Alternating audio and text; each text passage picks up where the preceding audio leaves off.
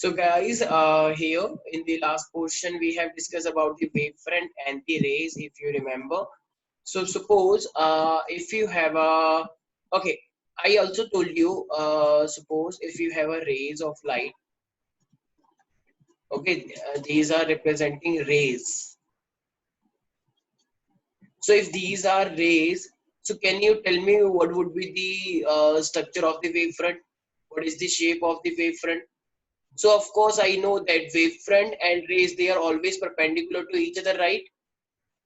Wavefront and rays. So if I'm saying this is ray, okay, this is also ray, this is also ray. So of course I have to make a plane like that, and it is representing wavefront because we know that wavefront is always perpendicular to the ray, right? तो ये जो wave front है ये continuous locus होता है जिसमें particle same phase में vibrate करते हैं, और ये मेरे पास रे है. So ray and the wave front they are always perpendicular to each other. तो इसके बीच में हमेशा,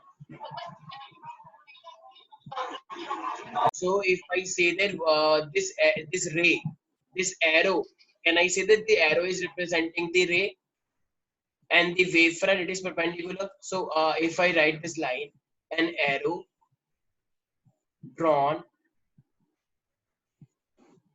perpendicular to the wavefront, perpendicular to the wavefront.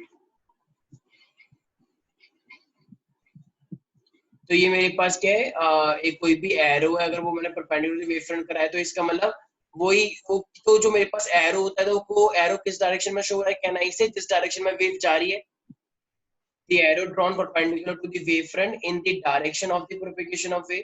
तो जिस भी डायरेक्शन में वेव प्रोपेगेट कर रही है, जिस डायरेक्शन में वो वेव जा रही है, तो वो एरो उस चीज को रिप्रेजेंट करता है. तो वेव फ्रंट जहां पर है असली में वो वहां जा रहा है, या जहां पे एरो है वो वहां जा रहा है. यस, तो रिमेंबर दैट जहां एरो होता है वो मेरे पास, तो प्रोपेगेशन ऑफ वेव, तो जहां पे लाइट जा रही होती है वहीं पर ही रे होता है, लेकिन उसका वेव फ्रंट परपेंडिकुलर होता है. तो यहाँ से हमने दो लाइन बेसिकली ऑब्टेन करी है. पहली बात हमने क्या चीज देखी है कि rays are always the perpendicular to the wave front, rays are always perpendicular to the wave front. और ये एरो को पूरा बनाओगे आप एग्जाम में, आई मीन ये जो परपेंडिकुलर मैंने शॉर्ट में लिख दिया. ओके, और अब देखो हमारे पास क्या है, अगर मान लो कोई भी लाइट है, तो कोई भी लाइट अगर मान लो ट्रेवल कर रही है, अगर वो वन वेव फ्रंट से दूसरे वेव फ्रंट में जा रही है, तो ध्यान रखना तो जो टाइम टेकन लगेगा वो हमेशा सेम लगता है. तो इसका मतलब मैं ये कहना चाह रहा हूँ कि time taken for the light to travel from one wave front to another, it is the same along any ray. तो चाहे मेरे पास कोई सा भी वेव फ्रंट हो, अगर कहीं पे भी लाइट जा रही है तो वो उसको टाइम हमेशा उतना ही लगना होता है. So the time taken for light to travel from one wave front to another, it is the same along any ray. जैसे मैं क्या समझाना चाह रहा हूँ, अभी देखो मैं समझाऊंगा इसको. सपोज कर लो जैसे कि मेरे पास एक ये सरफेस है, मान लो जैसे कि मेरे पास कोई भी एक सरफेस है. अब मान लो एक लाइट ऐसे आ रही है, ठीक है, और एक लाइट ऐसे आ रही है, ठीक है. तो ये मेरे पास दो रेज ऑफ लाइट आई हैं. अब आपको पता है कि रेज से हमेशा वेव फ्रंट कैसा बनता है, परपेंडिकुलर, राइट. तो देखो अब इस लाइट का वेव फ्रंट कैसा होगा, मान लो अगर मैं इस पॉइंट पे देखूं इसका वेव फ्रंट, तो अगर मैं इसका वेव फ्रंट देखूंगा तो देखो इसका वेव फ्रंट ऐसी तो कुछ जाएगा, देखो परपेंडिकुलर होना चाहिए, राइट. तो अगर मैं एक ऐसी लाइन ड्रॉ करूं तो बताओ ये इन दोनों का वेव फ्रंट हुआ या नहीं हुआ. देखो एक एक लाइट ऑफ रे थी ए और एक लाइट ऑफ रे थी बी, तो ये वेव फ्रंट दोनों का सेम हुआ नहीं हुआ इसका. तो बताओ यहाँ ए से लेकर ओ तक और बी से लेकर पी तक इनको सेम टाइम लगेगा या अलग लगेगा. यस भाई, जितना डिस्टेंस ये है मेरे पास उतना ही तो ये भी है. तो यही तो मैं बोल रहा हूँ. तो इसका मतलब जो भी मेरे पास ये जो टाइम लगेगा लाइट का, अगर वो एक एक वेव ट्रेवल कर रही है वन वेव फ्रंट से अनदर वेव फ्रंट, तो वो तो सेम ही लगना है ना. ओके, सो रिमेम्बर, क्योंकि डिस्टेंस भी सेम है. So the time taken for light, और यही चीज मैं आगे जाके यूज करने वाला हूँ रिफ्रैक्शन और रिफ्लेक्शन के लिए. Reflection of light travel travel from one wavefront to another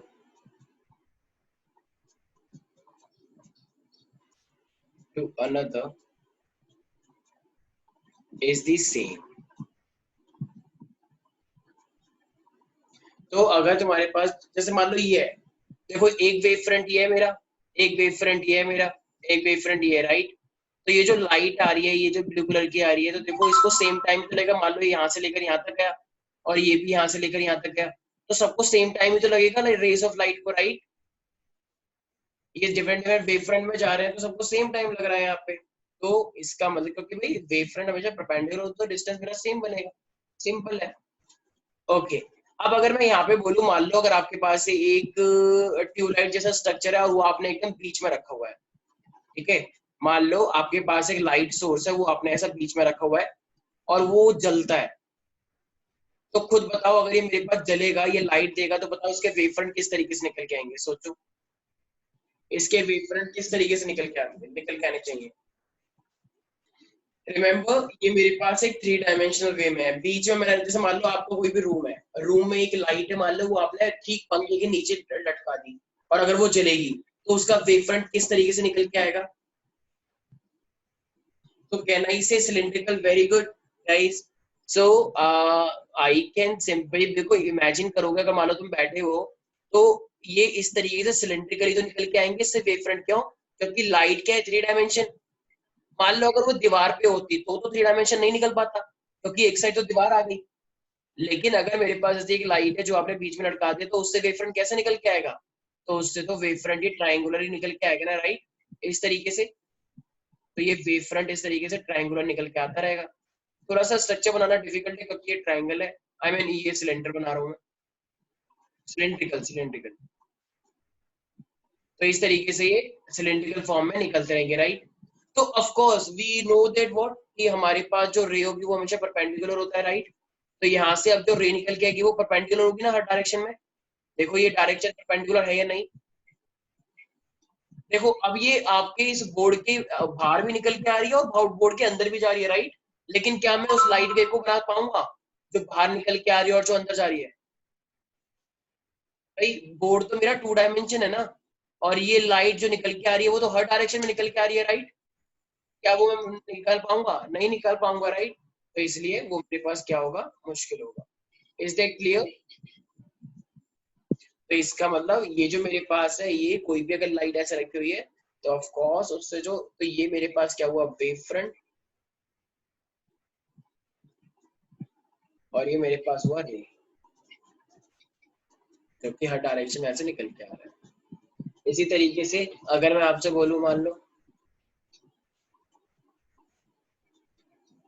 ये एक पॉइंट है और इस पॉइंट पे मान लो लाइट आ रही है कोई भी, तो अगर इस पॉइंट पे अगर कोई भी एक इस तरीके से लाइट आ रही है, आई गेस मैंने पहले भी बता रखा है आपको। अगर मान लो कोई भी एक लाइट कन्वर्ज हो रही है एक पर्टिकुलर पॉइंट पे, अगर कोई भी एक लाइट पर्टिकुलर पॉइंट पे कन्वर्ज हो रही है, तो कन्वर्ट किससे होती है, obviously we have the converging lens, right, convex lens, मतलब पढ़ा होगा पहले। तो कन्वेक्स लेंस जो होता है, अगर उससे लाइट को पास करोगे तो वो लाइट को क्या करता है, कन्वर्ज कर देता है, हमें, राइट। तो अगर वो उसको कन्वर्ज कर देता है तो मुझे एक बात बताओ, अब इसका भी तो वेव फ्रंट होगा, ये तो रेज ऑफ लाइट है भाई, ये तो रेज ऑफ लाइट है जो इस तरीके से कन्वर्ज हो रही है। तो अब अगर मैं यहाँ पे वेव फ्रंट बनाऊंगा तो वेव फ्रंट कैसा होता है, हर एक पॉइंट पे परपेंडिकुलर, राइट। तो अगर हर एक परपेंडिकुलर बनाना है तो ऑफ कोर्स मुझे वेव फ्रंट इस तरीके से ही बनाना पड़ेगा, राइट। तभी तो ये परपेंडिकुलर हो पाएगा हर एक पॉइंट पे। तो ये जो मेरे पास इस तरीके से बन के आ रहा है, तो ये हर एक पॉइंट पे देखो 90 है या नहीं। तो ये क्या है, तो ये ब्लू कलर का क्या होगा मेरे पास, दिस इज वेव फ्रंट। और ये रेड कलर का क्या है मेरे पास, तो ये मेरे पास रेज आ रही है। Is that clear everybody. देखो हर जगह पे एक ही रूल काम कर रहा है कि वो हमेशा परपेंडिकुलर होते हैं, कोई डाउट वाली सिचुएशन होनी ही नहीं चाहिए।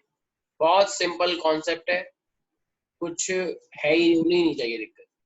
मान लो अब ये पॉइंट है, इस पॉइंट से मान लो अब अगर रेज आ रही है, मान लो वो डाइवर्ज हो रही है सपोज। अब डाइवर्जिंग लेंस की अगर मैं बात करूँ तो वो क्या होता है, कनकेव, राइट। तो मान लो अब इस तरीके से रेज जा रही है, तो अगर रेस जा रही होंगी तो हमें तो उससे मतलब ही नहीं ना कहाँ जा रही है कहाँ आ रही है, हमें तो इससे मतलब है कि वेव फ्रंट कैसे बनेगा। तो अब वेव फ्रंट अभी भी तो ऐसे ही बनेगा, देखो इस तरीके से। यस और नो? हर एक पॉइंट पे हमारे पास क्या होना चाहिए, 90 होना चाहिए। तो बताओ ये 90 है या नहीं? बिल्कुल 90 है। तो जब ये 90 हो जाएगा मेरे पास, तो ये मेरे पास क्या रिप्रेजेंट कर रहा है, तो कैन आई से दैट ये वाला क्या है मेरे पास, converging wave front, converging light के लिए। और ये वाला क्या है मेरे पास, डाइवर्जिंग। तो it is a converging spherical wave front, converging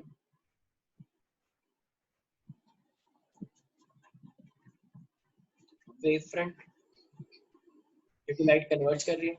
क्योंकि देखो ये लाइट ना छोटी, वेव फ्रंट छोटा होता जा रहा है। तो जब वेव फ्रंट छोटा होता जा रहा है इस तरीके से, तो ऑब्वियस सी बात है वो कन्वर्जिंग हो रहा है, राइट। अच्छा, और अगर मान लो ये मेरे पास ये जो तुम देख पा रहे हो उस साइड, तो ये वाला क्या है मेरे पास, ये वेव फ्रंट बड़ा होता जा रहा है। अगर वेव फ्रंट बड़ा होता जा रहा है तो इसका मीनिंग क्या होगा, तो वो मेरे पास डाइवर्जिंग होता जा रहा होगा, देखो इससे बड़ा होता जा रहा है। तो ये वाला डाइवर्जिंग वेव फ्रंट है। I hope it is quite simple, very simple wave front and rays. ठीक है। अब हमारे पास क्या आता है, अब मेरे पास एक साइंटिस्ट आया जिसका नाम था हाइगन्स। तो हाइगन्स ने हमारे पास अपना एक प्रिंसिपल दिया है। तो ये एग्जाम पॉइंट ऑफ व्यू से काफी इंपॉर्टेंट है, हाइगन्स प्रिंसिपल। तो अब इसको हम बोलते हैं Huygens principle of secondary wavelet. तो इसने अपना प्रिंसिपल दिया है, हाइगन्स प्रिंसिपल। तो ये हाइगन्स प्रिंसिपल क्या कहता है बेसिकली, देखो इसने बोला है कि जैसे मान लो कोई भी पॉइंट है मेरे पास वेव फ्रंट पे, तो वेव फ्रंट पे कोई भी पॉइंट है तो वो एक तरह से secondary source of secondary waves की तरह काम करता है। तो इसका क्या मीनिंग है, जैसे मान लो, जैसे मैं एक चीज दिखाता हूँ, मान लो एक लाइट जा रही है, राइट। अगर मान लो कोई भी एक लाइट जा रही है तो ऑब्वियसली है तो उसका वेव फ्रंट भी होगा, right.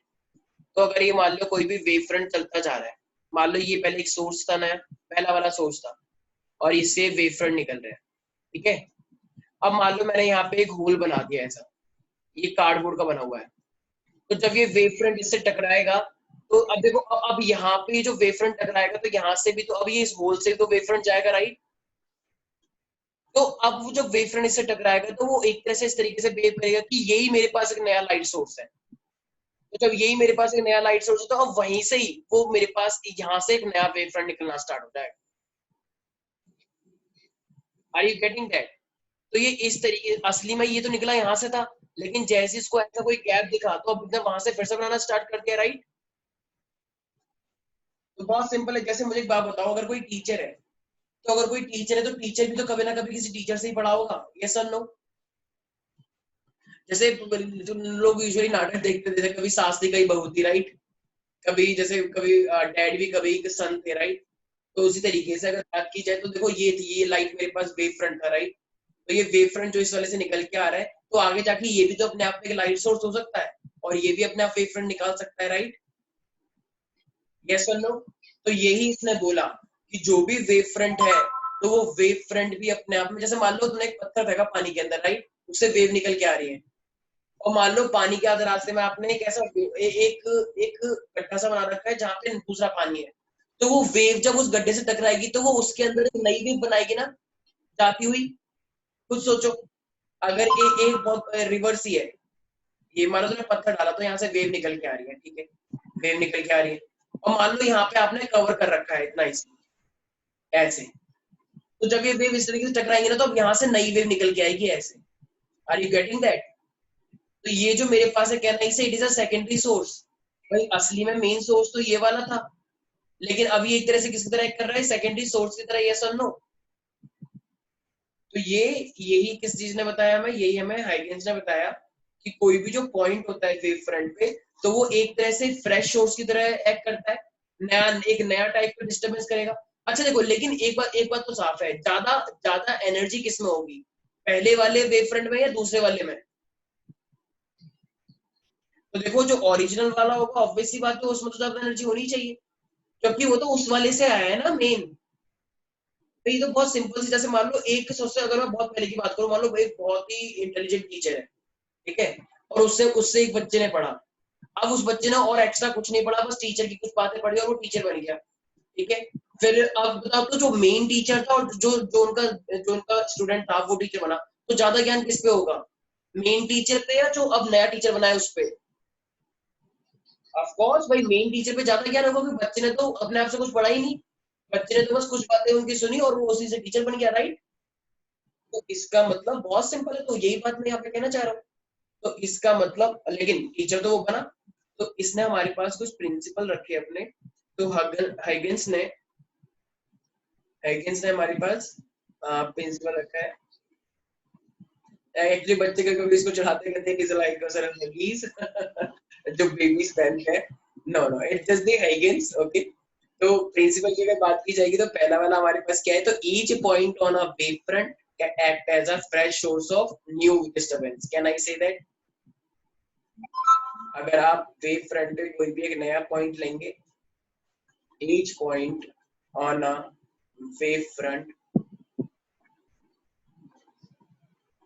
acts as a fresh source। Actually मेरा एच में थोड़ा गड़बड़ होता है, मैं उल्टी सोर्स को सोर्स बोल देता हूँ। तो fresh source of new disturbance. I hope you don't mind. तो new disturbances, so this is called secondary waves। और ये सेकेंडरी वेव्स को ही हम क्या बोलते हैं, वेवलेट्स। ठीक है, तो ये जो मेरे पास सेकेंडरी वेव्स आई है, इसी चीज को मैं क्या बोल के चलता हूँ, वेवलेट्स। ठीक है, तो अब मुझे एक बात बताओ, मेरे पास एक तो ये था रेड रेड कलर का, ठीक है, ये रेड कलर का मान लो ए है, और एक मेरे पास ही ब्लू कलर का है बी। तो बताना जरा कौन वेवलेट कौन हुआ, ए हुआ या बी हुआ? देखो बी मेरे पास क्या है, सेकेंडरी वेव्स है, तो ये सेकेंडरी वेव्स निकल के आई है ना मेन वाले से, तो जो सेकेंडरी वेव निकल के आई तो उसे हम बोलते हैं वेवलेट्स। ओके, जैसे मान लो यहाँ पर मैं देखूं, तो यहाँ पे एक रीजन है ये ऊपर वाला और एक रीजन है ये नीचे वाला, तो बताओ वेवलेट्स कौन हुआ, ये ऊपर वाला या नीचे वाला? तो वेवलेट्स हुआ नीचे वाला, क्योंकि वो मेन उससे आया है ना, it is a secondary source ना, दैट्स व्हाई। अच्छा, तो ये सेकेंडरी वेवलेट्स जो है ये क्या ये पर्टिकुलर डायरेक्शन में जा रहे हैं, ये भी हर डायरेक्शन में जा सकते हैं? मतलब जहां से वो निकल रहा है तो वो एकदम सीधा गया है या वो भी कोशिश कर रहा है पहले जैसे बनने की? तो जैसा पहले था तो सेम वाला भी वैसे ही बनाएगा। ठीक है, अब ठीक है, वो तो गैप हो गया तो इसलिए वहां तक नहीं जा पाएगा, हमने बाउंड्री बनाई है। अगर बाउंड्री नहीं भी होती तो फिर तो वो भी बनाता, राइट? अगर एक बाउंड्री नहीं होती तो वो भी पूरा बनाता। तो इसका मतलब कहना ही सेफ है, जो सेकेंडरी वेवलेट होंगे वो भी हर डायरेक्शन में जाएंगे, ऑफ कोर्स। तो वी कैन से दैट भाई टीचर अगर अगर कोई शिष्य से स्टूडेंट बना है और वो स्टूडेंट भी अगर मान लो एक अच्छा टीचर साबित हो गया, तो बताओ भाई वही फेमस तो वो भी होगा ना भाई, कुछ बच्चे तो उसके पास ही पढ़ेंगे। ठीक है, क्योंकि अगर मान लो पुराने टीचर की बात कर भी रहे तो ऑब्वियस बात है वो थोड़ा ओल्ड हो गया होगा, तो बच्चों को तो वैसे भी ज्यादातर यंग टीचर भी पसंद आते हैं ना, तो इसलिए तो सेकेंडरी, ये कोई मेरी स्टोरी नहीं है कि मैं अपनी स्टोरी बता रहा हूँ, नहीं नहीं, मैं बस ऐसे बता रहा हूँ कि ताकि समझ में आ जाए। ठीक है, मैंने कोई धोखा वोखा नहीं दिया अपने टीचर। ओके, तो सेकेंडरी फेवरेट जो होते हैं वो भी हर डायरेक्शन में स्प्रेड होंगे, तो स्प्रेड आउट। और वैसे भी अगर ऐसा है भी तो टीचर को तो अच्छा लगता है कि मेरा शिष्य भी टीचर बना है। ठीक है, तो this secondary favourite spread out in all direction. तो अब वो ऑल डायरेक्शन में जाएगा तो बताओ कैसे जाएगा, धीरे धीरे करके जाएगा, तेज जाएगा, जैसा वो पहले था वैसे जाएगा? क्या लगता है भाई? उतने ही स्पीड से जाएगा। ठीक है, और पहले भी वो स्पीड ऑफ लाइट की, जैसे यहाँ पे बात, ये तो चलो मैंने एग्जांपल लिया है रिवर का, लेकिन एक्चुअली में हम तो टॉपिक कौन सा पढ़ रहे हैं, लाइट के लिए। तो हम तो लाइट के लिए बात कर रहे हैं ना, क्योंकि लाइट के अंदर भी वेव फ्रंट होता है। तो अगर हम लाइट के लिए बात कर रहे हैं तो तो वेव फ्रंट भी तो लाइट की स्पीड से बाहर निकलेंगे। तो जब वेव फ्रंट भी लाइट की स्पीड से बाहर निकलेंगे तो ऑफ कोर्स ही बात है, तो जो उसके वेवलेट होंगे वो भी तो स्पीड ऑफ लाइट की वजह से लाइट की स्पीड से ही जाएंगे। तो कहना ही सेद है कि ये जो वेवफ्रंट स्प्रेड हो रहे हैं हर डायरेक्शन में, तो उनकी भी तो सेम स्पीड ऑफ लाइट होगी, यस और no? So they are spreading with the speed of light, तो सेम स्पीड ऑफ लाइट होगी इनकी भी। Yes, so guys, they also have the same speed, with same speed of light.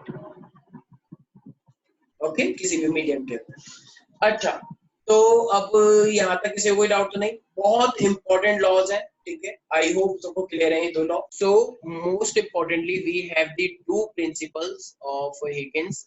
तो each point on the wave front act as the fresh source of new disturbance, right?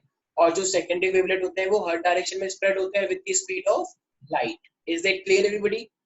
अब ये कहता है कि इसी ह्यूजेंस प्रिंसिपल का use करके ना हमें क्या करना है, लॉज ऑफ रिफ्लेक्शन और हमें लॉज ऑफ रिफ्रैक्शन को प्रूव करना है। तो अगर मैं लॉ, देखो एक लॉ जो पहला लॉ है वो तो बहुत इजी होता है, जैसे इंसिडेंट रे, रिफ्लेक्टेड रे और नॉर्मल रे, तो वो एक ही प्लेन पे लाई करते हैं, राइट? तो पहला वाला लॉ तो बहुत इजी है, इसको प्रूव करने की जरूरत नहीं है। मेन लॉ कौन सा करना चाह रहा हूं मैं, जैसे angle of incidence is equal to angle of reflection, right? It is the law of reflection मेन। एंड सेकंड लॉ क्या कहता है, अब मान लो अगर मैं रिफ्रैक्शन की बात करता हूँ, तो रिफ्रैक्शन पे हम क्या लेते हैं, sine of the incidence angle upon में sine of the incidence angle upon sine of the refraction angle is equal to refractive index, right? Like mu is equal to sine i by sine r, remember that? तो वाला refraction वाला जो law था। तो अब हमें क्या करना है, एक बार रिफ्लेक्शन और एक बार ये रिफ्रैक्शन लॉ को प्रूव करना है। तो अब अगर मैं रिफ्लेक्शन लॉ को प्रूव करना चाहूंगा, तो देखो अब ऑब्वियसली बात है, तो मुझे रिफ्लेक्शन वाली कंडीशंस लेनी पड़ेंगी।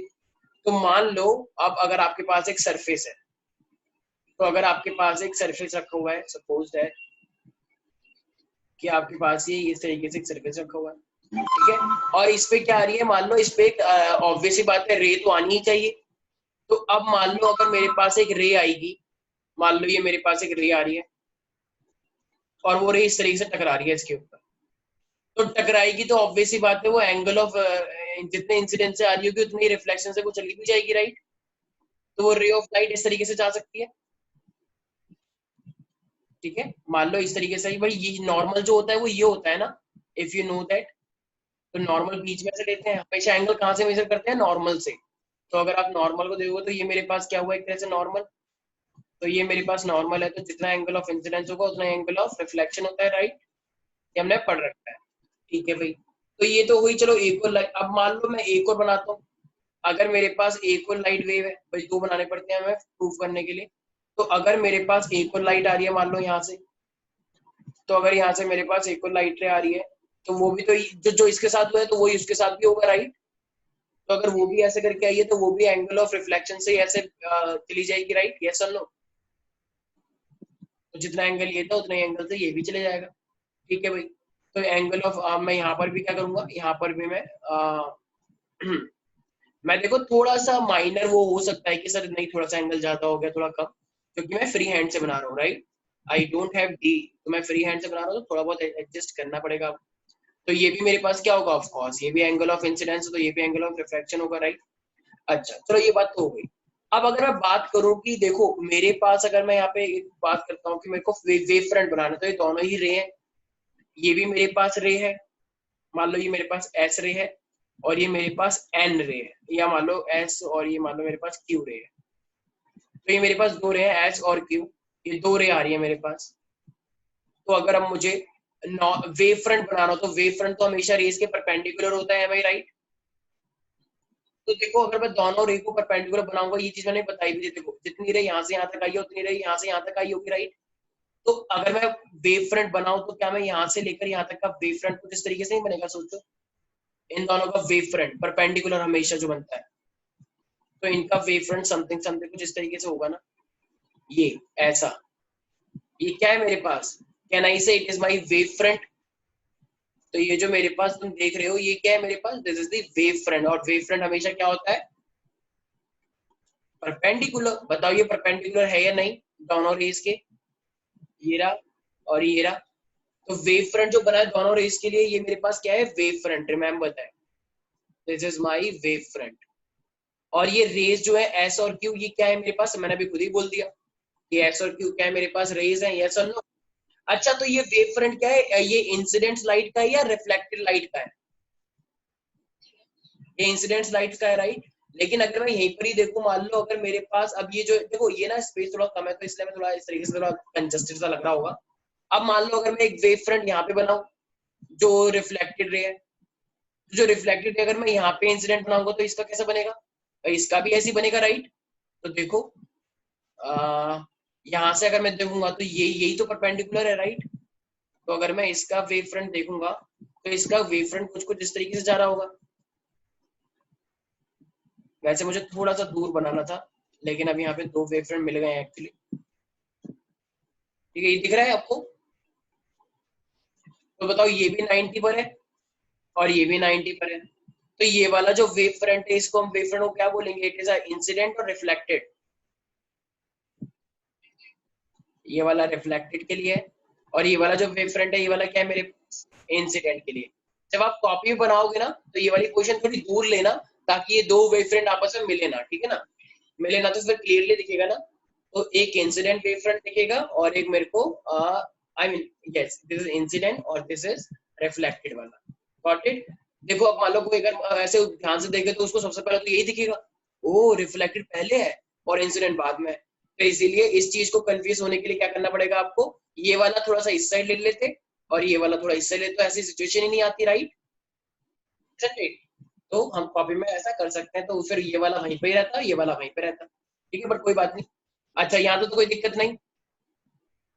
तो अब मेरे पास इंसिडेंट और वेव ये मेरे पास आ चुके हैं। अब अगर मैं इसको डायग्राम को ध्यान से देखूंगा तो देखो, मेरे को ना दो दो ट्राइंगल दिख रहे हैं। क्या? जैसे मान लो अगर मैं इसको मान लेता हूँ, सपोज करो अगर ये मेरे पास है ए, मान लो ए, ये बी है, ये सी है, और ये वाला क्या है मेरे पास? ये वेव फ्रंट से मान लो ये डी है। ठीक है, देखो इंसिडेंट पे जो टकरा रहा है ये ए, और ये इस वाले रिफ्लेक्टेड से टकरा रहा है ये डी है, राइट। तो अब देखो मेरे पास ना एक में ट्राइंगल दिख रहे होंगे। कैसे? देखो सारे देखो यहाँ पे अगर मैं एक ट्राइंगल देखो ए बी सी, क्या आपको ए बी सी दिखाई दे रहा है? ए बी सी ध्यान से देखना, ए बी और ये सी, सिर्फ ए बी सी को देखो। और अब डी बी सी को देखो, डी बी सी दिख रहा है। एक है ये ए बी सी ट्राइंगल और एक है मेरे पास ये डी सी बी ट्राइंगल, दिख रहा है ये। तो ये वाला ट्राइंगल और एक ये वाला ट्राइंगल, तो हमें ये दो ट्राइंगल दिख रहे हैं इस तरीके से। तो अगर मैं ये दो ट्राइंगल देख पा रहा हूँ तो देखो इसके अंदर ये ए, जस्ट देखो एक सेकंड, ये बी ए सी को देखो, बी ए सी, और एक ये सी डी बी को देखो। क्या ये बताओ 90 होंगे या नहीं होंगे? और जब ये 90 है तो ये भी तो 90 होगा पूरा पूरा। तो ये भी 90 का है और ये भी 90 का होगा। तो बताया कि रिफ्लेक्टेड रे से हमेशा एंगल कितना बनता है? 90 का, राइट। जो वेव फ्रंट और जो रे होती है उसके बीच में हम एंगल हमेशा क्या होता है? 90 होता है। अच्छा, बीसी बीसी तो कॉमन हो गया, राइट। साइड, बीसी वाली साइड जो है तो ये दोनों में ही कॉमन है। मैथ में पढ़ा होगा ना ये सब चीजें। तो बीसी तो कॉमन हो गया। अच्छा, और ये जो मेरे पास देखो, ये जो मेरे पास है ए सी और ये जो मेरे पास है बी डी, तो हमने क्या करा है? हमने उतने ही एंगल पे पॉइंट ये माना है। तो ये जो मेरे पास है ना, ये वाला इतना डिस्टेंस और ये वाला डिस्टेंस, ये मेरे पास क्या है? बराबर है। क्यों? क्योंकि जितनी देर में वो यहाँ से यहाँ तक पहुंचेगी, देखो ये ना एक्चुअली इमेजिन वाला डिस्टेंस है। क्यों? क्योंकि देखो जब ये यहाँ पर वेव फ्रंट होता है उतना यहाँ पर बना। अब जितना टाइम उसे यहाँ तक पहुंचने में लगेगा, तब तो उतने में ही हमने क्या कर दिया? वेव फ्रंट बना दिया। तो ये वाला जो AC और ये BD है, तो ये मेरे पास क्या है? बराबर है। क्यों? क्योंकि टाइम तो उतना ही लगता है ना, तो उतना ही डिस्टेंस कवर होगा। इसलिए मेरे पास क्या है? AC is also equal to BD भी है। AC is also equal to BD, क्योंकि सेम स्पीड से जा रही है और टाइम भी उतना ही लगा। तो जब स्पीड भी सेम है, टाइम भी सेम है, तो डिस्टेंस तो इक्वली कवर होगा ना। सो दैट्स व्हाई AC और BD भी मेरे पास इक्वल। तो मुझे एक बात बताओ, मेरे पास एंगल भी सेम हो गया, तो SAS और साइड एंगल साइड से, ये बताओ ये मेरे पास आपस में कॉन्ग्रुएंट हुआ या नहीं हुआ? तो अगर ये मेरे पास ट्रायंगल कॉन्ग्रुएंट हो गए तो क्या मैं कोई सी चीज प्रूव कर सकता हूँ फिर, कोई भी एंगल की? तो अब मैं क्या बोल सकता हूँ फिर? तो angle of incidence is equal to angle of reflection भी तो बोल सकता हूँ, इजंट इट? तो कॉन्ग्रुएंसी प्रूव कर, जब भी हम ये कॉन्ग्रुएंसी प्रूव कर देते हैं फिर तो हम कोई सी भी दो चीजों को प्रूव कर सकते हैं, इजंट इट? तो कोई सी भी चीजों को फिर जब वो प्रूव करेंगे तो फाइनली मेरे पास आ जाएगा। Is that clear? अच्छा, अब यहाँ पे कुछ बच्चे बोलते हैं बट सर ये एंगल ऑफ इंसिडेंस और ये एंगल ऑफ रिफ्लेक्शन तो मेरे पास बाहर है। तो फिर सर और आपने तो ट्रायंगल ये वाले लिए हैं अंदर वाले, एक ट्रायंगल ये वाला लिया है और एक वाला ट्रायंगल आपने ये वाला लिया है। तो आपने तो ये दो ट्रायंगल लिया, तो एंगल ऑफ इंसिडेंस और एंगल ऑफ रिफ्लेक्शन तो बाहर की साइड है, राइट? तो ऐसे कैसे? सो पॉइंट इज कि ये मेरे पास ये नीचे नीचे वाले आई कैसे हो गए, ये इंसिडेंस कैसे हुआ और ये मेरे पास आर कैसे हुआ। देखो अब इस फिगर को हमें ध्यान से देखना है। तो इस फिगर के अंदर में क्या दिख रहा है, देखो इस साइड देखते हैं अभी सिर्फ हम। ये मेरे पास नॉर्मल है, ये नॉर्मल मेरे पास आई है, ठीक है। और मैंने क्या कर रखा है, देखो इधर से रेड लाइन आ रही है मेरे पास। तो जब इधर से मेरे पास ये रेड लाइन आ रही है जो कि मेरे पास इंसिडेंट लाइट है, राइट? तो ऑब्वियसली बात है नॉर्मल और इंसिडेंट लाइट के बीच में जो एंगल होता है वो मेरे पास आई होता है। तो और नॉर्मल से ये जो मेरे पास सरफेस है वो 90 होता है, तो ये पूरा 90 है और ये आई है, तो ऑब्वियसली बात है ये 90 माइनस आई होगा, यस और नो? इसका मतलब अगर एक चीज पूरी 90, ये 90 माइनस आई हो, तो ये वाला क्या है, आई, और ये वाला आई है, तो ये क्या है, 90 माइनस आई। Got it? इतना समझ में आया? जबकि पूरा टोटल 90 का था, तो ये 90 माइनस आई हुआ। अब ये जो देखो मैंने वेव फ्रंट बनाया है, वेव फ्रंट, तो इसका जो वेव फ्रंट मैंने बनाया वो चॉकलेटी कलर से बनाया, देखो। तो ये यहाँ से एक वेव फ्रंट जा रहा है। अब मुझे एक बात बताओ, ये मेरे पास रे है और ये मेरे पास वेव फ्रंट है, तो रे और वेव फ्रंट के बीच में कितने का एंगल होता है, टोटल 90, राइट? ये तो अब अगर अगर इतना हिस्सा ये मेरे पास आई है, तो अब ये भी क्या हो जाएगा, 90 माइनस आई, राइट? तो इतना हिस्सा 90 माइनस हुआ, और हमें पता है कि ये भी तो देखो नॉर्मल है, तो ये टोटल कितना है, 90, ये भी तो जब ये पूरा 90 माइनस आई है और ये टोटल 90 है, तो ऑब्वियसली बात है ना, ये तो आई होगा ही, क्योंकि ये पूरा का पूरा 90 हुआ मेरे पास। भाई जब ये पूरा 90 होता है और ये 90 माइनस आई है, तो ऑब्वियसली बात है ना, ये आई होगा, तो ये आई हो गया। Is that clear? बहुत वैसा कॉन्सेप्ट है एकदम, मतलब इजी है वैसे। तो ये वेव फ्रंट से, इसलिए इसको मैंने क्या माना है, ये मेरे पास है एंगल ऑफ इंसिडेंट, ठीक है। तो हम बाहर के एंगल को, तो बाहर तो है ही, लेकिन वो अंदर भी तो है, और इसी तरीके से ये भी हो जाएगा। तो ये अंदर वाला ये भी क्या है, आर। तो मैंने जब कॉन्ग्रुएंसी से मैंने क्या करा, तीन कंडीशंस को प्रूव कर दी, राइट? तो तीन कंडीशन प्रूव करने के बाद can I say that angle of incidence is equal to angle of reflection. So guys what I just proved here, तो हमारे पास चीजें दिख रही हैं। एक तो मुझे दिखा angle of BAC is equal to angle of CDB, तो वो मेरे पास क्या है, दोनों के दोनों 90 के थे। एक कॉमन था, बीसी बीसी तो कॉमन है, ठीक है, कॉमन है मेरे पास। और ये एसी और ये बीडी क्यों कॉमन है, क्योंकि सेम टाइम में सेम स्पीड से चला। भाई लाइट की स्पीड कम ज्यादा थोड़ी होती है, तो डिस्टेंस भी तो इक्वली आया होगा। तो कहना ही से इधर यहाँ पे हमारे पास दो ट्रायंगल कॉन्ग्रुएंट हो गए, एबीसी इज कॉन्ग्रुएंट। ये फिजिक्स में आता है करने के लिए, आई नो थोड़ी मैथमेटिक्स लग रही है इसमें, लेकिन ये एग्जाम का फेवरेट। सो ये काफी इंपॉर्टेंट क्वेश्चन है। So finally, we can say that congruence prove करने के बाद angle of incidence equal to angle of reflection। तो अब अगर मैं यहाँ पे पूछूं कि एंगल ऑफ इंसिडेंस और एंगल ऑफ रिफ्लेक्शन तो ट्राइंगल से बाहर आ रहा है, क्या सच में बाहर है वो? भाई बाहर तो है ही, लेकिन अंदर भी तो है, सिंपल मैथमेटिक्स लगा के, राइट? तो इसलिए ये प्रूव कर सकते हो। तो बताओ, with the help of wave front, with the help of Higgins, हमने ये प्रूव किया या नहीं किया? तो ये तो इसका मतलब एक्चुअली में देखा जाए तो बताओ, वेव थ्योरी एग्जिस्ट करती है या नहीं करती है? भाई जैसे ये प्रूव हुआ होगा, देखो एक ऐसी चीज जो हम देखते हैं, जो कि पार्टिकल नेचर से आई है रिफ्लेक्शन में, और वही चीज अगर हम वेव से भी प्रूव कर दें, तो बताओ उसका जो एक फाउंडेशन है वो और स्ट्रांग हो जाएगा या नहीं हो जाएगा? तो ये अपने आप में बहुत बड़ी बात थी कि हमने प्रूव कर दिया। लेकिन अभी फिर भी कुछ लोग हैं ऐसे और जो किस चीज का वेट कर रहे होंगे, सोचो। तो इस चीज का वेट कर रहे थे, क्या पता रिफ्लेक्शन प्रूव हुआ या होता है या नहीं होता है। क्यों? क्योंकि रिफ्लेक्शन वाला तो रिफ्लेक्शन वाले में क्या होता है मेरे पास, उसमें तो साइन आई अपॉन में sine r is equal to mu होता है। म्यू का मतलब मेरे पास रिफ्रैक्टिव इंडेक्स, राइट? तो इस बार तो हमें अब तो इसका मतलब लाइट को रिफ्रैक्ट भी तो करवाना पड़ेगा, लाइट को मीडियम के अंदर करवाना पड़ेगा, isn't it? तो अब एक ऐसा डायग्राम बना दो जो रिफ्रैक्शन को शो करे। So now we are considering a surface, suppose, और अब हम करवाना चाह रहे हैं रिफ्रैक्शन। तो अगर मेरे पास ये एक सरफेस दे रखा है, ठीक है, और एक लाइट आई मान लो मेरे पास इस तरीके से, एक लाइट ऐसे आई, ठीक है, और एक लाइट मान लो वहां से आ रही है दूर से, तो लाइट तो आएगी दूर से, ठीक है, ये मेरे पास लाइट आ रही है थोड़ा दूर से,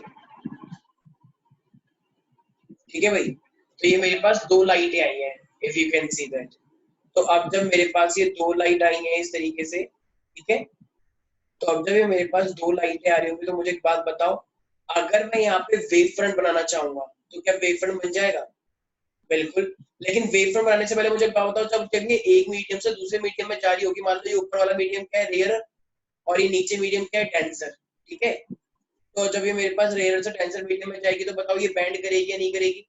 हमने पढ़ रखा है ना कि light always bend when it move from like rarer to denser. भाई रिफ्रैक्शन में जब भी लाइट रेयर से डेंसर में जाती है तो वो बैंड करती है, तो बताओ ये थोड़ी सी बैंड करेगी या नहीं करेगी? बिल्कुल करेगी। इसे जाना चाहिए था सीधा, लेकिन ये थोड़ी बैंड कर गई, क्योंकि नीचे वाला मीडियम क्या है, डेंसर, और ऊपर वाला क्या है, रेयर। ठीक है भाई। तो अब एक एक चीज सोचते हैं, देखो, अब अगर मैं यहाँ पे क्या करूंगा, मान लो अगर मैं यहाँ पे वेव फ्रंट बनाने की कोशिश करूँ, तो अगर मैं यहाँ पे वेव फ्रंट बनाऊंगा, तो वेव फ्रंट हमेशा कैसा बनता है, परपेंडिकुलर बनता है, राइट? तो अब अगर मैं यहाँ पे वेव फ्रंट बनाऊं, तो देखो इसका जब तक ये यहाँ पर आया होगा, वही वहां चला, वही वहां से चला, तो वेव फ्रंट तो हमेशा परपेंडिकुलर बनता है। तो देखो ये जो मेरे पास वेव फ्रंट आया बनके, तो ये इस तरीके से बना सकता हूँ क्या मैं? क्या ये परपेंडिकुलर बोल सकता हूँ कि मेरे पास ये वेव फ्रंट है यहाँ से लेकर यहाँ तक का? तो ये जो मेरे पास बनकर आया है, ये मेरे पास क्या है, एक इंसिडेंट वेव फ्रंट। तो ये मेरे पास मान लो ये एक इंसिडेंट वेव फ्रंट है, तो we can say that it is my incident wave front. Incident wave front, क्योंकि वेव फ्रंट हमेशा रेज के परपेंडिकुलर होता है, और मैंने वो ही बनाया है, ठीक है, वेव फ्रंट। तो ये भी इंसिडेंट लाइट है और ये भी इंसिडेंट लाइट है, और जो वेव फ्रंट है वो क्या है मेरे पास, परपेंडिकुलर। ओके। अच्छा ये मेरे पास क्या है, can I say that is my normal, ये मेरे पास नॉर्मल रे है, राइट, N1 नॉर्मल रे। अच्छा अब अगर देखा जाए, तो देखो, अब मान लो जितना ये देखो यहाँ से एक सपोज करो कि मेरे पास ये S है और ये मेरे पास Q है, राइट? तो और मान लो ये मेरे पास A है और ये मान लो मेरे पास B है, तो देखो जब ये लाइट S से A चली होगी, तो वही लाइट Q से B चली होगी, राइट? तो ये डिस्टेंस बराबर ही तो होगा। जो लाइट S से A चली है, वही लाइट मेरे पास A से B, थोड़ा बहुत आई नो कुछ लोग सोच रहे होंगे कि नहीं नहीं सर QB वाली थोड़ी ज्यादा लग रही है। अरे कोई बात नहीं, थोड़ा बहुत तो मैंने फ्री हैंड से बना रखा है, इसलिए भाई वेव फ्रंट तो पता है परपेंडिकुलर ही होता है, तो थोड़ा लाइट को ऐसे भी कर दोगे थोड़ा सा ये, तो अब तो ठीक हो जाएगा, थोड़ी टेढ़ा बन गया है हो गया, ठीक है, बट इतनी थोड़ी चीज है इतना। मेन चीज ये है कि हमें पता है कि भाई सेम टाइम पे सेम स्पीड से चल रहा है तो इक्वल ही होगा, ठीक है भाई। अब मान लो बी से लेकर जब ये यहाँ तक चली सी तक, तो कुछ ना कुछ तो डिस्टेंस ट्रेवल हुआ होगा। अब डिस्टेंस का फॉर्मूला क्या होता है, वेलोसिटी इनटू में टाइम, स्पीड इनटू टाइम। तो ये बी से लेकर डिस्टेंस तक का मान लो कि मैं इसको मैं क्या बोल सकता हूँ, velocity into time, b into t, right? अच्छा जब ये बी से सी चली होगी, तो वही लाइट अंदर से ये वाली लाइट इसके एंटर कर गई होगी, राइट? जब ये लाइट बी से सी चली होगी, तो वही लाइट ए वाली अंदर भी तो आ गई होगी मीडियम के, तो अब एक वेव फ्रंट और बनना चाहिए, राइट? क्यों? क्योंकि जो लाइट जब बी पे थी तो वो ए पे थी, लेकिन अब क्या हो गया, अब वो लाइट जब बी से सी पे आई, तो ये वाली लाइट भी तो ए से डी तक आनी चाहिए कुछ, मान लो वो ए से लेकर इस डी तक आ गई यहाँ तक, तो अब यहाँ पर तो वेव फ्रंट बनना चाहिए। तो मान लो ये लाइट यहाँ से यहाँ तक आ गई इतने में, ये 90 लग रहा है, राइट? तो वो लाइट यहाँ से यहाँ तक आ गई इस बार। भाई वेव फ्रंट तो वही होता है ना जो डिस्टेंस को मेंटेन करके चलता है, मैंने बताया था सेकंड लॉ, याद है? तो जो लाइट एस से ए पे आई, वही लाइट अब क्यू से बी आ गई। अब वो जो लाइट तो दूसरी वाली वो बी से सी आ गई, तो वही वाली ए से डी तक आ गई, राइट? जो बी से सी आई वो ए से डी तक आ गई, इजंट इट वेरी सिंपल? जब वो एस से ए आ रही थी, वही लाइट क्यू से बी आई, बराबर हो गया 90। अब जब वो लाइट बी से सी आ रही होगी, तो वही लाइट फिर अंदर भी तो एंटर कर गई होगी, तो अब ये वेव फ्रंट इतना बन गया इतना। ओके। अब मुझे एक बात बताओ भाई, वेरी सिंपल, वही वाला फिनोमिना लगा के अगर हम करें, तो देखो भाई, क्या मैं जैसे ये मेरे पास क्या है, ये लेते हैं मैं 90, ये मेरे पास आई है, तो भाई ऑब्वियसली बात है ये भी तो मेरे पास आई होगा। अभी बताया यही सेम चीज, हमेशा वेव फ्रंट से ये वाला एंगल कितना हो जाएगा, 90 नहीं हो जाएगा, आई मीन आई हो जाएगा, आई बताया मैंने, ठीक है। अब देखो ये मेरे पास जब यहाँ पर आई है, ये जो मेरे पास आई है, तो ये इस वाले एंगल को हम क्या बोलते हैं, इस वाले एंगल को हम बोलेंगे रिफ्रैक्शन, ये वाला जो एंगल है, ये वाला मेरे पास एंगल क्या है, मेरे पास रिफ्रैक्शन वाला एंगल है। कैसे, देखो भाई, क्योंकि जब ये लाइट मेरे पास ऐसे बेंड करके आई, ठीक है, तो इस वाले एंगल को हम क्या बोलते हैं, ये वाला एंगल, ये वाला मेरे पास है एंगल ऑफ रिफ्रैक्शन वाला। तो ये एंगल मेरे पास रिफ्रैक्शन है। तो जितना जितने पे ये बेंड कर रही है उतने से तो वेव फ्रंट ने ये बनाया है, तो इसलिए ये वाला क्या है मेरे पास एंगल ऑफ रिफ्रैक्शन वाला। और ये मेरे पास कौन सा वेव फ्रंट हुआ, ये वाला है मेरे पास refracted, this is refracted wave front. अब मेरे को एक चीज दिख रही है, क्या, ओ,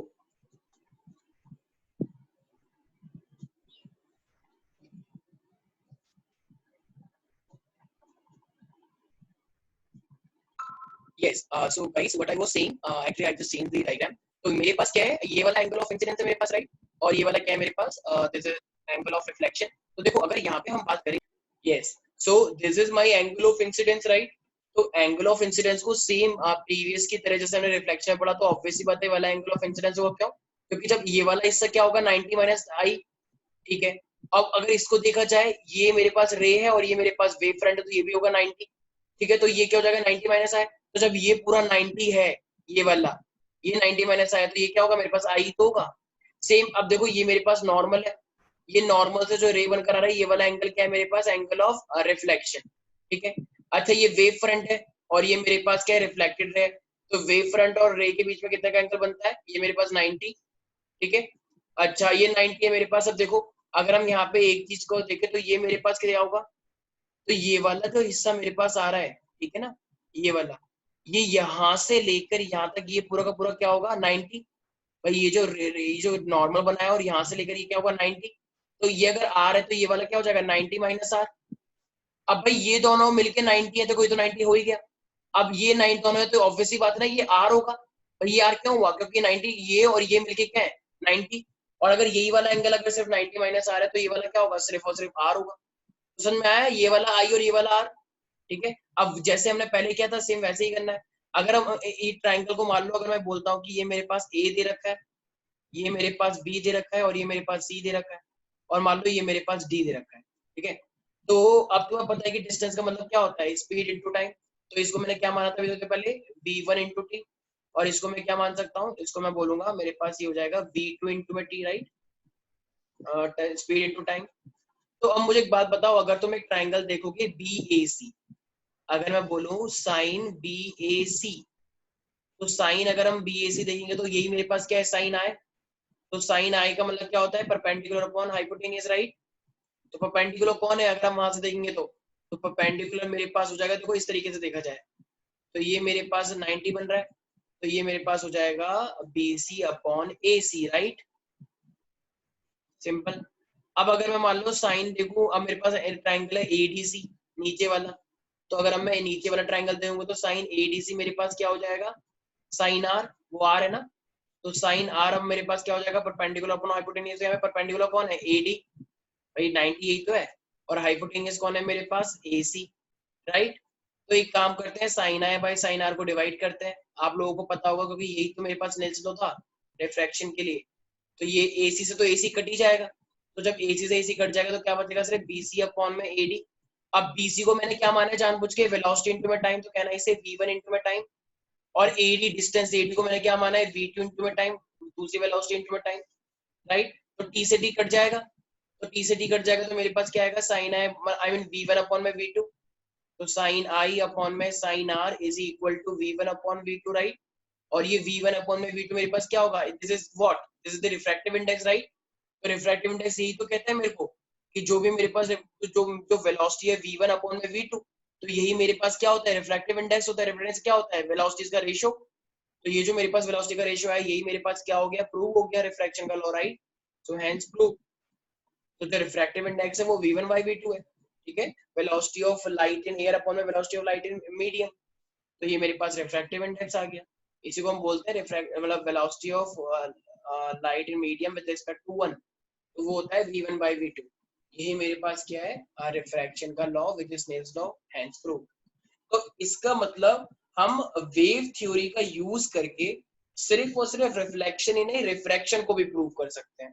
और एग्जाम में यही चीज बहुत बार एग्जाम में पूछी भी जाती है कि मेरे पास किस तरीके से हम अपना इस चीज को प्रूव कर सकते हैं कि रिफ्लेक्शन और रिफ्रैक्शन.